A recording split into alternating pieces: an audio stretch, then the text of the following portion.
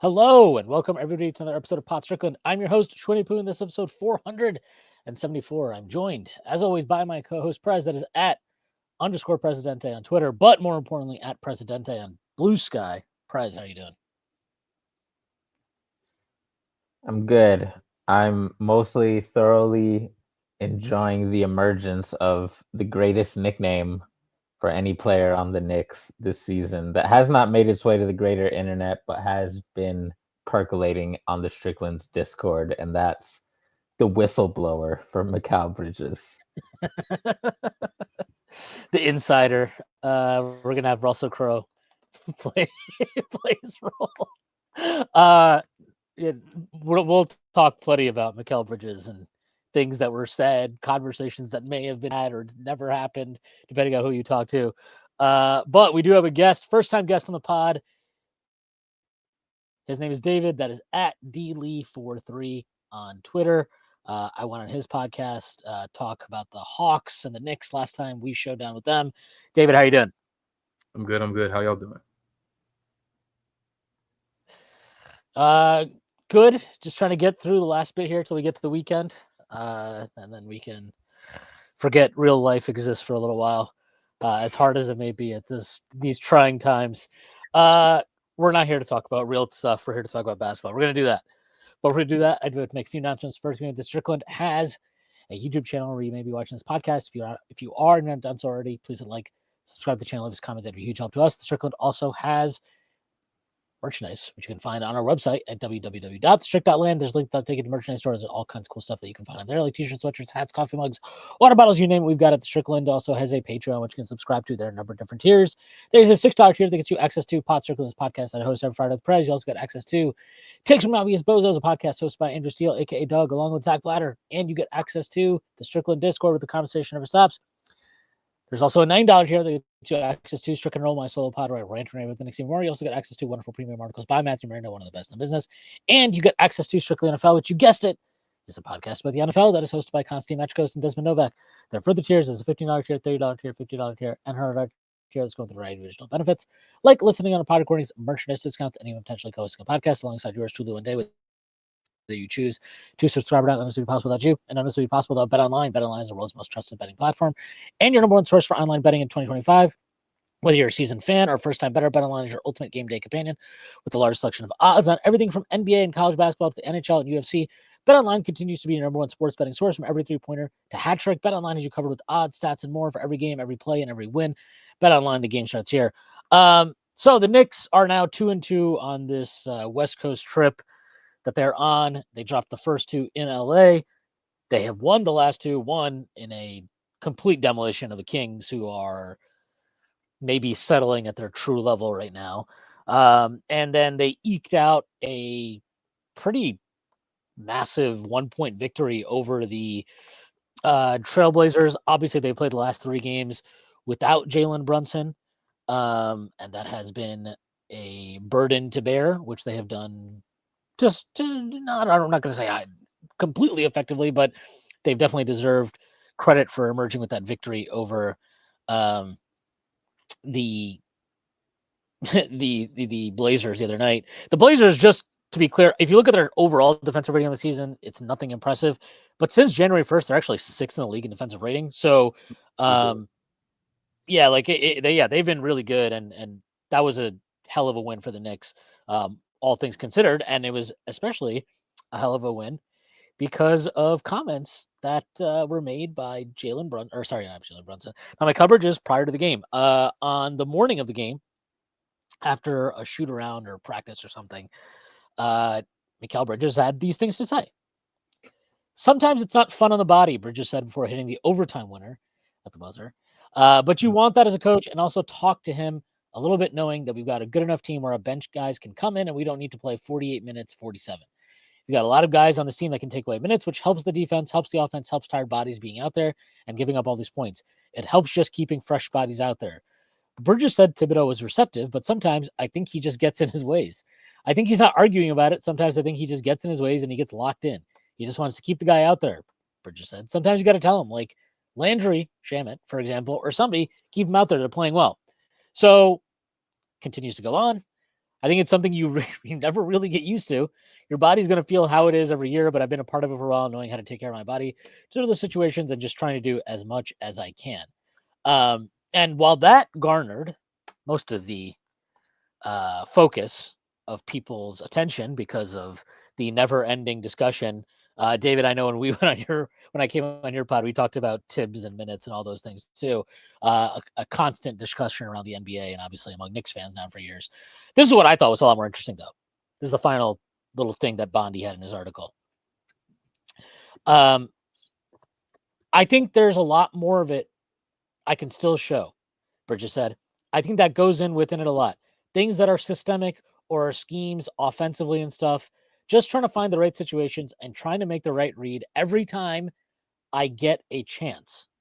I want to touch on this, and I like the minutes thing is I don't okay, I guess I'll just give my thoughts on it and then I'll throw it to you guys. I didn't think the minutes thing were really about the minutes. I think it's about what he's being asked to do in those minutes.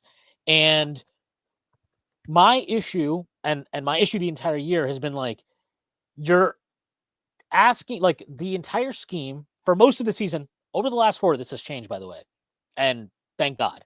But for most of the season, Mikal Bridges has had one job when he's in the game. You're going to play point of attack defense. Pretend to be Courtney Lee. Yeah, you're going to play point of attack defense, and you're going to be doing that with Karl-Anthony Towns playing drop defensively behind you. I don't know the exact numbers, but I know that he has been run through more pick and rolls. He's had to defend more pick and rolls, screening actions, however you want to put it, than any other player in the league by a mile. Like, this is not close. He has covered the most distance in the entire league by miles. He has played the most minutes in the league by over 100 minutes. The number 2 being Josh Hart. So his workload, this is not debatable. His workload overall has been as great as anybody in the NBA. And his reward for this, again, this is a guy you traded 5 first-round picks for, and all that comes with, right? Because you put that price tag on a player. Now people have real high expectations of him. He's not just supposed to come in here and be a role player. He's supposed to give you more. And you don't trade 5 first-round picks for role player. You trade 5 first-round picks for a guy who's going to be a swing piece on both ends of the floor. His reward for doing these things defensively has been what? To be under 20 usage, to not have plays run for him, to be more or less spotting up on the perimeter and having to make reads off of what Jalen Brunson does, off of what Karl-Anthony Towns does. And this is thankless. This is not enjoyable. This is not fun. And what I really think, so that the last part of what he said, right, where he's talking about, things that are systemic or are schemes offensively and stuff, just trying to find the right situations. And then he finishes it by saying, and trying to make the right read every time I get a chance. I don't think he's complaining about minutes in this entirety of this thing. I think, one, the first part of it is he probably went a little bit to bat for his boys, Campaign and Shaman on the bench to get more minutes. Cool, whatever. I think what he is saying is, if you're going to have me do all of these things, one, it should make more sense schematically or be more varied schematically. And two, let me cook. Put me in, coach. Let me touch the ball. Let me make some plays. And to his credit, you're down. Jalen Brunson, again, going against a Portland Trailblazers team that's been playing pretty fucking great defense for the past 2.5 months. And what did the Knicks do at the end of the game? They put the ball in his hands, and he made shit happen. Was it pretty? Was it perfect? No. But he made it happen, and he made it happen the entire game. That was probably one of maybe his second best or best game of the season, however you want to put it. I thought he was fantastic. But that is what I thought of those comments, and I think this speaks to what we have talked about, Prez, and I think, David, I talked to you about this when I came on your pod, is there needs to be a greater, like, should he have gone outside of the norms and said these things publicly? Maybe not. Maybe that wasn't the best way to handle it. I don't know if he's right that he did talk to Tibbs or if Tibbs is lying that they never talked. I don't know maybe it's something in between where, it's like a semantics thing where maybe Bridges said something, but not quite the thing that he said, and Tibbs is taking issue with that, whatever. Maybe he didn't do that the right way. But I don't think anything about what he said was particularly damning. I don't think anything about what he said was particularly wrong. And this speaks to a coach who needs to do a better job of, it's great having Jalen Brunson. It's great having Karl Anthony Towns. You need to be able to layer in other guys' skill sets and do it in a way that's productive beyond just letting those guys cook. And it's especially grating, I think, for guys like Mikal Bridges and OG Anunoby, when the player you're accommodating the most in terms of trying to incorporate them around alongside Jalen Brunson and alongside Karl Anthony Towns is Josh Hart, who has been a space cadet very often at times defensively and is not maintaining the spacing to the point that And it keeps he's him as a just not like primary that. screener.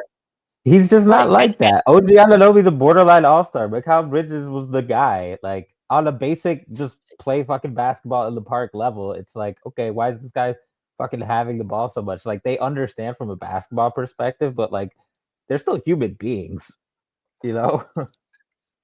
Yeah, and I just think like that's where I fall on it, because I can understand why Tibbs might be upset that he brought it out. Like, he said this stuff in public and brought it into the main arena. What I would say is, if they have had those conversations and maybe they're not quite as straightforward as Mikal presented it or whatever, if he's not getting the response he wants from the coach, or the coach isn't really listening to his concerns, there's two things he can do, right? First thing he can do is go to the front office. He can go above Tibbs, right? Go to Tibbs's boss. I don't know how that dynamic would play out, and I don't know that that's necessarily better than doing what he did and going out in the media and saying what he said. And end of the day, this stuff is in the grand scheme of NBA drama. This is not that dramatic, but it is more dramatic than what the Knicks have generally had going on the last couple of years, and it's obviously something that needs to be addressed, because Mikal Bridges. I mean, I'm curious to hear your thoughts on all of this, David, and also just your thoughts on Mikal, because I have not. I mean, Prez knows this. I've never been his biggest fan. I didn't think the Knicks should, like, I would not have done the Mikal trade that they did. But once you do the trade, I think it's incumbent upon you to get the most out of the player. And 100%, whatever I think about him, whatever things I've said about him in the past, he's not this, he's not that. Like, he is definitely better and more capable of doing things offensively. And I think that ties to his defensive effort. And if you're not going to do that, then this trade makes no sense. Yeah. So I think it may have been Prez, I think, who posted the graphic, but it was like his synergy play types. And I think the question was asked, like, who do you think this is, or something along those lines. And it was very much so like a corner spacer, like we don't trust you with the ball in your hands, like almost the way that the Hawks use Reza Shea in some examples, right? And when they made that trade for Mikal, I was underwhelmed because I felt like the offensive stuff in Brooklyn was blown out of proportion. Like, he was creating a lot, but not necessarily super effectively. So to put some numbers behind it, that year in Brooklyn, he took about 25 true shooting attempts, and he was a minus 2.2 relative true shooting. When you weighted by his play type, he was one of the worst creation scorers in the NBA. Like, he had a -4 relative true shooting percentage on that. But what's interesting is, like, you don't need to rely on him for his scoring, but he's more, I think, at least in my opinion, I think he's more impactful if you run him, do some second side, pick and roll stuff, or if you have him run off some Iverson cuts, let him use his length, let him get to his spots, because, I mean, yeah, he can space the floor and he can do that, but I think to some point, to your point as well, like, when you're asking him to handle such a strong perimeter defensive load, like, you got to show him some love on that end as well, and I think those things are reciprocated, and they're also, like, they feed into one another. Like, people play more defense, tougher defense when they're getting that opportunity offensively. And in the, like, general, like, construct of the team, I was intrigued to see it with Randall. I think we talked a little bit about that on the podcast, but I was concerned because both Mikal and Cat are not guys I'm super comfortable with as secondary creators. Like, Cat is actually way more reliant than you would expect in terms of, like, getting to his own offense, whether it's like mismatches from pick and roll or pick and pops. Like, he's not a driving kick guy. He's a drive and score for himself, but he's not always a driving kick guy. And I felt those same things about Mikal. So I think in general, his points, again, I see a lot of it, but I am also just like, how much better would the Knicks offense be with him operating instead of Josh Hart? I really don't know, because I think, obviously Mikal's a better scorer and he's more efficient, but maybe there's more that Josh can do with the ball in his hands, whether it's at the rim or anything. But like also just to put in perspective, like how much his role has shrunk in New York offensively. So I mentioned that second year in Brooklyn, he was at 25.8 true shot attempts. That was 94th percentile. This year he's at 19.8. That's 75th percentile. He took about like 7 or 8 attempts per game out of isolation, pick and roll ball handler post up in Brooklyn, 90th percentile. With New York, he's only taking 3 per game, 62nd percentile. So his entire shot profile has changed. He's at the highest like percentage of his points coming from finishing plays, so cuts, transition, put back, roll man. He's in the 83rd percentile there. So he's being asked to do something he hasn't really done, even if he has functioned as like that glue guy offensively. It just looks a little bit different. So maybe, and that's why I think sometimes when guys go down, right? The Brunson injury was nasty. I was watching that game. It was terrible to see. But there is sometimes more to be gleaned from that. And I think I saw some people on Nick's Twitter. I think maybe it was Shaq who said that. But like, what can you do? How can you be more creative offensively without Jalen? What can that do for Mikal's game and Cat's game as they figure out what they can do within that system? So, I mean, I've been intrigued, and that's why I've been watching to see like how they figure out to do it. But I think I definitely agree. Like, you got to lean a little bit more into Mikal, especially like as a self creator.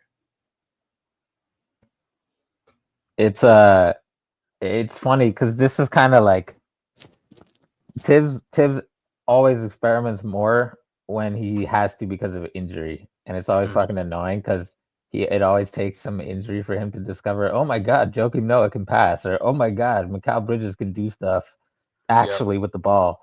So or oh my god, Jalen Brunson can play off ball last year after Randall went hurt, and it's not like that was a secret, right? It took him like 2.5 years to figure out like guard screens and guard wing screens. That was like an incredible development for him. The revelation, yeah. Oh wow, quickly can screen for Brunson. This is awesome. Dude, don't even get me started. But yeah, I'll tell you, like Mikal, like I was just looking at the numbers in the couple games, and it's of course small sample, but like his drives are up to like 15 a game, which is kind of nuts actually. Like that's more than he had in Brooklyn. In these couple games, handoffs are up. Finishing on those drives is crazy to the point where it actually probably is small sample size. It's like almost 75% on those drives.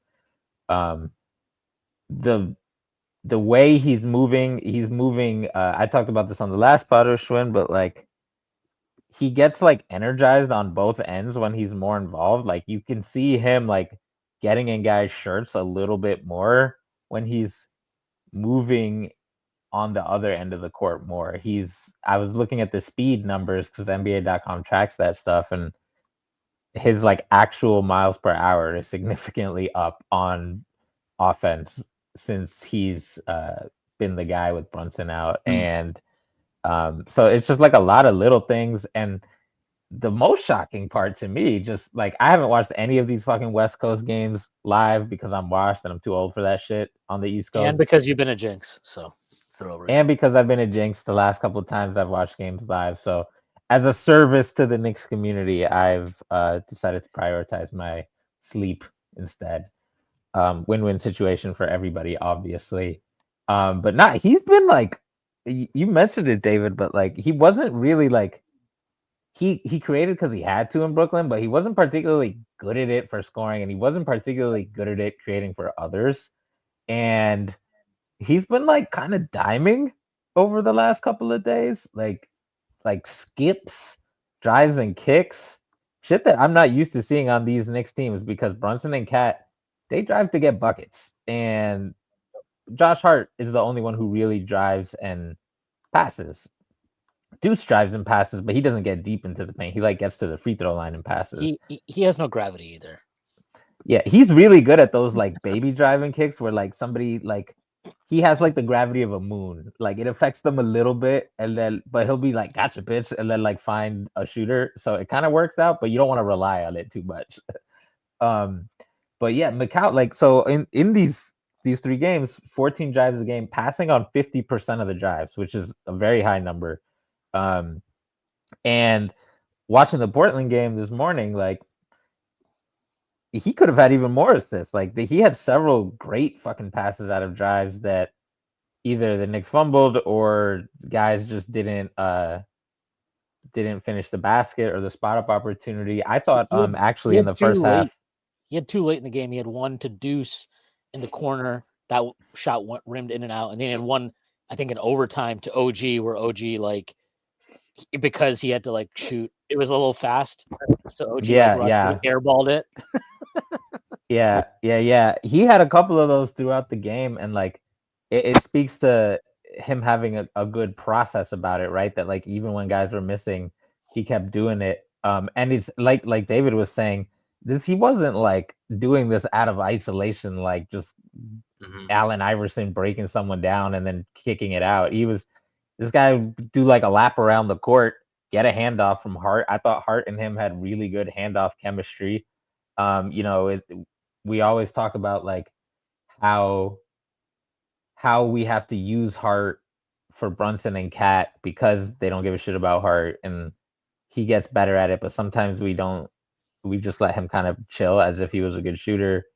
But I thought versus Portland in particular, he definitely had some instances where like he just should have shot the ball, but he had a lot of good handoff chemistry with Mikal, and Mikal would use those handoffs with Hart and others like a slingshot to just get in the paint, and he goes really fucking fast. Like to my earlier point, like I found myself several times in the game being like, oh shit, like I forgot Mikal could do that because he doesn't have a crazy first step, but like once he actually is already moving fast, he's pretty fast and he's pretty long with the ball. So he's kind of just like a torpedo a little bit, and we're just not used to seeing that. He's jumped into guys a little bit, didn't really get the foul calls versus Portland because I don't know what the refs were doing, but process wise, it was really cool to see the drive and kicks. It's one of those things where you definitely don't want to go to that well too much when you're fully healthy, but you need to have more like diversity of attack in general, just because Cat and Brunson, when they have the ball, they're just like forces of nature. Like they're warping the defense, but mostly they're just scoring in spite of the defense being warped. They're not really leveraging that for others as much as similar players who are talented as they are. Like Cat is the funniest fucking driver in the world because his pass out rate is like 9% or something. And it doesn't matter if he's like quadruple teamed. And it doesn't matter if it's actually good shooters open. He's just like, nobody can stop me at the rim. No two players, no center is going to keep up with me. No short guy is going to stop me. And he's right most of the time because his touch is crazy. But like, everybody on your team can't do that. Like you need to have guys who can like sometimes drive to score, sometimes drive to pass, keep the defense guessing. And he's really the best equipped player to do that because as much as I love Hart sometimes, like you can rule out a couple options when Hart has the ball for the most part. With Mikal, one of the problems with him this season is he became predictable, right? We saw it versus who was it? It was Gary Payton Jr., I think, who was playing his drives knowing he was going to drift across the lane to the mid range, and he just stole the ball from Mikal because he knew exactly what Mikal was going to do because it was predictable.